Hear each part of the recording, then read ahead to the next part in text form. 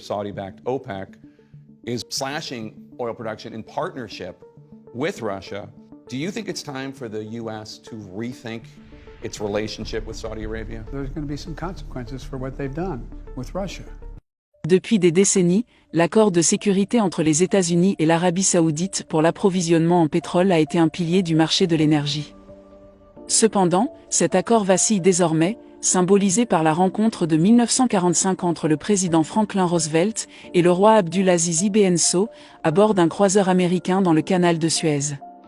Cet accord a donné aux États-Unis l'accès au pétrole saoudien en échange de la garantie de la sécurité du royaume. Après le récent mouvement du 2 avril, les responsables saoudiens ont déclaré que cela était motivé par les priorités nationales plutôt que par une quelconque agenda diplomatique.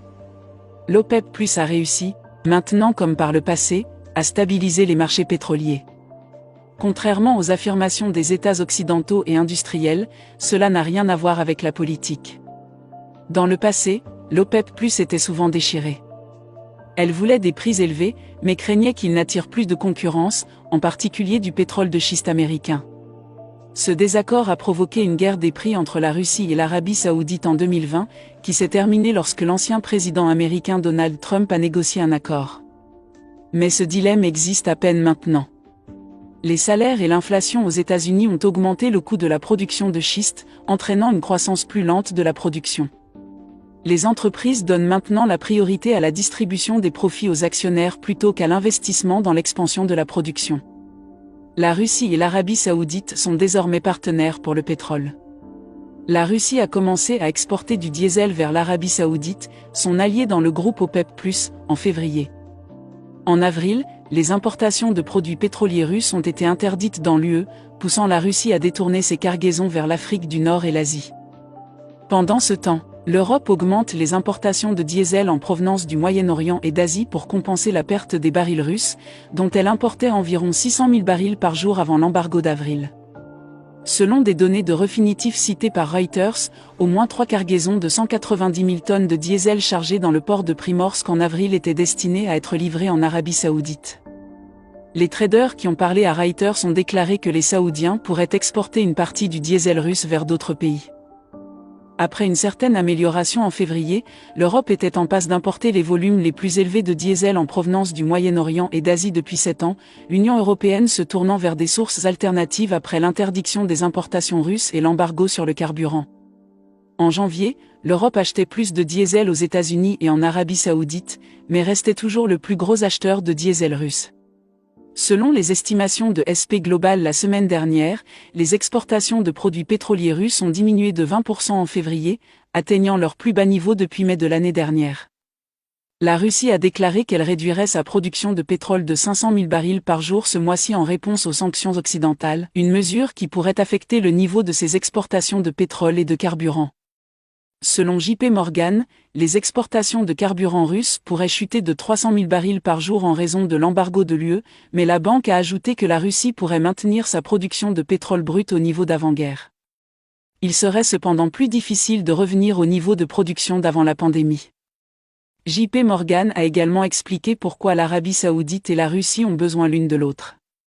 Le pétrole saoudien est bon marché à extraire et le royaume n'a besoin que de prix compris entre 50 et 55 $ le baril pour financer ses importations et compenser les sorties de fonds de la diaspora, mais il a besoin d'un prix plus élevé, entre 75 et 80 $, pour équilibrer son budget. Et même cela ne raconte pas toute l'histoire, car l'Arabie saoudite a un contrat social coûteux avec ses citoyens, leur promettant la prospérité en échange d'une acquiescence politique pour maintenir sa part du contrat. Le gouvernement doit investir dans ces industries non pétrolières qui emploient la plupart des Saoudiens. Les dollars de Petra paient cette facture. Le Fonds souverain d'Arabie saoudite vise à dépenser 40 milliards de dollars par an sur l'économie intérieure, y compris la construction de Neom, une ville futuriste dans le désert, avec un coût estimé à 500 milliards de dollars, en plus des investissements extérieurs. Pour atteindre tous ces objectifs, le royaume a besoin d'un prix du pétrole plus proche de 100 $. Pendant ce temps, le président russe Poutine compte sur les revenus pétroliers pour alimenter sa machine de guerre.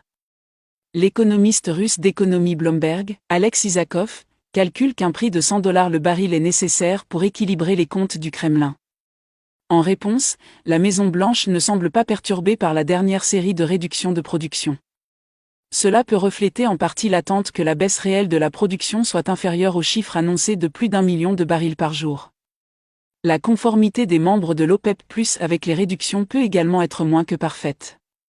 En février, la Russie s'est engagée à réduire unilatéralement sa production, mais les flux n'ont commencé à diminuer que la semaine dernière. Néanmoins, le consensus parmi les analystes est que les prix du pétrole devraient avoisiner les 85 à 90 $ le baril cette année et la suivante. Et si l'OPEP+ décidait de mettre en place une nouvelle réduction de la production l'année prochaine, avant les élections présidentielles américaines, ce qui pourrait compromettre les chances de victoire de Biden? Selon l'outil de modélisation économique de Bloomberg, un choc de coupure d'approvisionnement poussant le prix du pétrole à environ 120 $ le baril en 2024 maintiendrait l'inflation américaine à près de 4% d'ici la fin de l'année, contre une prévision de base de 2,7%. La sagesse conventionnelle dit que les prix élevés à la pompe nuisent aux politiciens en exercice lors des élections. Les prix élevés du pétrole ont tendance à semer les graines de leur propre disparition. En encourageant plus d'investissements dans la production par des entreprises cherchant à capturer des profits plus importants. Une surabondance de pétrole dans les années 1980 a suivi le boom des années 1970, alors que la production s'étendait en Sibérie, en Alaska, dans le golfe du Mexique et en mer du Nord. Le schéma s'est répété lors du boom pétrolier des années 2000 qui s'est terminé avec l'émergence du schiste américain et l'effondrement des prix en 2014. Cette fois, il y a une urgence accrue car les objectifs environnementaux poussent les pays à réduire leur dépendance aux combustibles fossiles. Les préoccupations de sécurité nationale en Europe, qui dépendaient fortement du pétrole et du gaz russe avant la guerre en Ukraine, pourraient accélérer la transition. De plus, il n'y a aucune garantie que l'Arabie saoudite, la Russie et le reste du cartel de l'OPEP+ pourront maintenir leur front uni. C'est plus facile à faire lorsque les prix sont élevés, mais lorsque le cycle change, les membres se montrent moins disposés à limiter l'offre.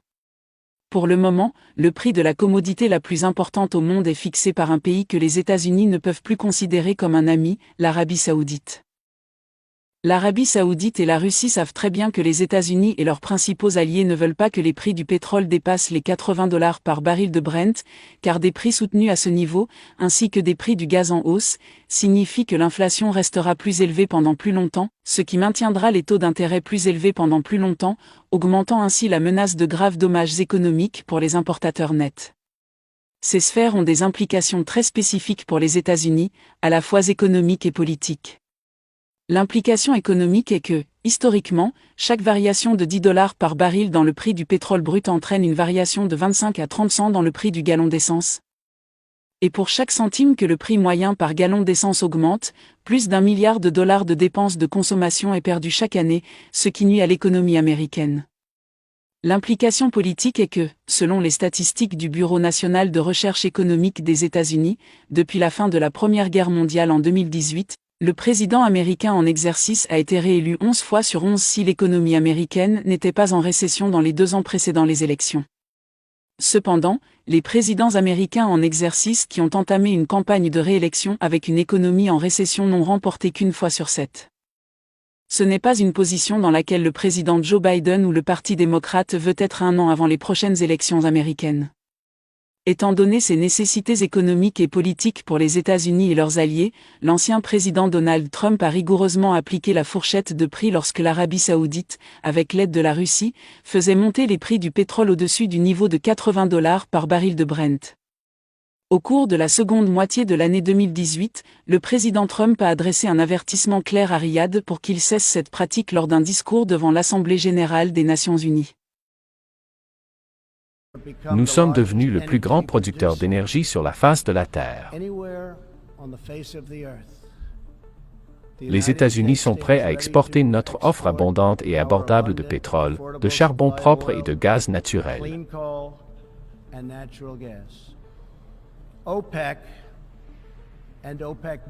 L'OPEP et les nations de l'OPEP sont, comme d'habitude, en train d'arnaquer le reste du monde, et je n'aime pas ça.